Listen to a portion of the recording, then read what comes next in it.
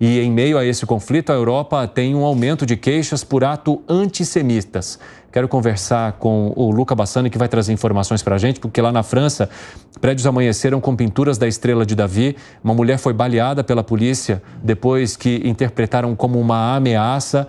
Luca Bassani, esse foi um relato trazido agora por israelenses com os quais eu conversei há minutos, e eles dizendo que a maior preocupação deles é justamente esse ato antissemita que cresce agora em outros países e que, inclusive, tira a segurança daqueles que possam deixar Israel ou de judeus que morem ou vivam fora de Israel. Conta pra gente, por favor, bem-vindo mais uma vez.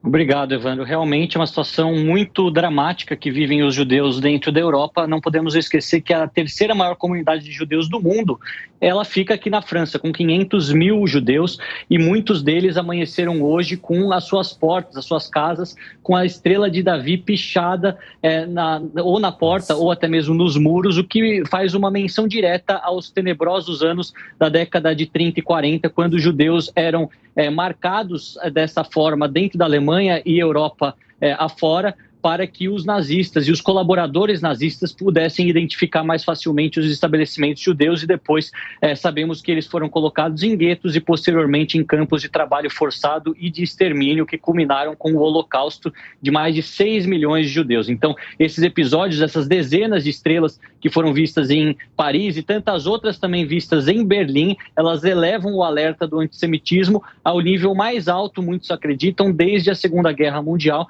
e colocam os governos europeus em uma posição ainda mais dura em repreender essas atitudes que são completamente inaceitáveis, além de tentar apaziguar os ânimos dos manifestantes pró-Palestina que têm tomado as ruas das capitais europeias todos os finais de semana. Nós vemos, inclusive, que hoje na França, como você mencionou, uma moça trajando o hijab, o véu islâmico, e falando em árabe, Allahu Akbar, né, Deus é grande, uma fala geralmente usada por terroristas antes de se explodirem, não seguiu as orientações da polícia. Os policiais pediram para que ela parasse de andar em direção a eles, mostrasse as mãos, se ajoelhasse. Ela não obedeceu e foi alvejada. Não se sabe ao certo o estado de saúde dela, mas vemos que o alerta para o terrorismo também foi elevado a nível máximo em muito tempo. Não podemos esquecer que a França, a Bélgica, a Alemanha, Reino Unido, diversos países europeus já foram alvo de atentados terroristas de diversos grupos, como a Al-Qaeda e o Estado Islâmico, e eles temem que simpatizantes da causa terrorista do Hamas possam utilizar esse momento de divisão entre os países e de guerra no Oriente Médio para também vitimar o continente europeu mais uma vez com esses atentados fundamentalistas islâmicos. É um ponto muito difícil. Não podemos nos esquecer que a história foi nefasta aos judeus aqui dentro da Europa, e muitos dos políticos têm se colocado ao lado de Israel, principalmente para mostrar que esse capítulo tenebroso da história europeia jamais se repetirá. Essa foi a fala principalmente do chanceler Olaf Scholz aqui na Alemanha durante os primeiros dias de guerra perante ao Bundestag, o parlamento alemão, dizendo que o antissemitismo não tem mais vez na Alemanha, apesar dessas centenas de casos lamentáveis que nós temos que vir aqui relatar quase todos os dias ultimamente. Com certeza, Luca, essas manifestações que marcam as paredes são tenebrosas, né? Nos fazem lembrar de uma história horrenda e que resultou na morte de milhões de pessoas. Quero abrir um espaço aqui para o Luiz Felipe Dávila, que também quer questionar você. Luca, boa noite. Luca, essas manifestações antissemitas são muito ruins para o mundo, para a Europa, volta a esse pesadelo do nazismo. Mas eu queria voltar com uma questão específica de Israel que está acontecendo, que me parece muito interessante. Existem duas estratégias concorrendo ao mesmo tempo. Uma é a destruição absoluta do Hamas. Ontem mesmo o primeiro-ministro Bibi Netanyahu deixou isso muito claro.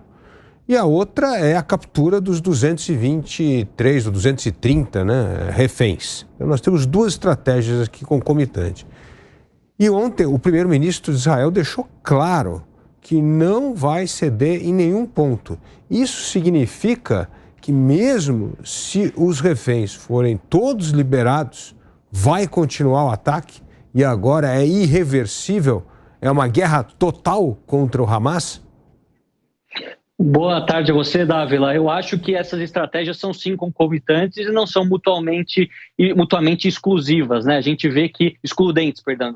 A gente vê que os israelenses deixaram claro que o objetivo é resgatar o maior número de pessoas com vida, e esses números têm sido atualizados de forma frequente, né? A gente vê que começou com 150, depois 197, 202, agora já está perto de 230, 240 pessoas. Então tem esse objetivo, principalmente utilizando das forças especiais, desses soldados que fazem parte do exército apenas, não são os reservistas que estão um pouco enferrujados, se assim podemos dizer, para tentar resgatar o maior número de pessoas, como foi ontem que conseguiram resgatar uma soldado mulher com sucesso.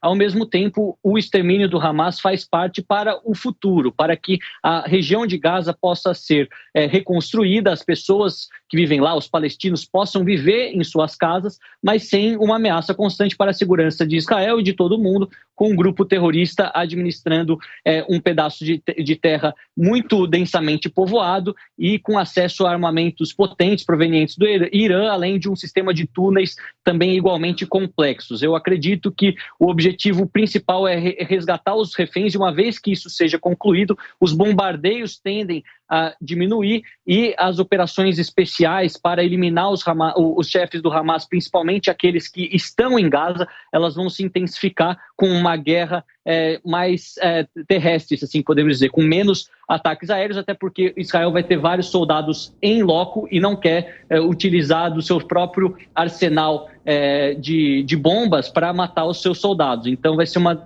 operação extremamente delicada e a gente vai estar aqui acompanhando, afinal essa é uma das maiores guerras nas quais se envolveu Israel desde a sua fundação. Luca Bassani, muito obrigado por enquanto. Daqui a pouco a gente vai conversar mais.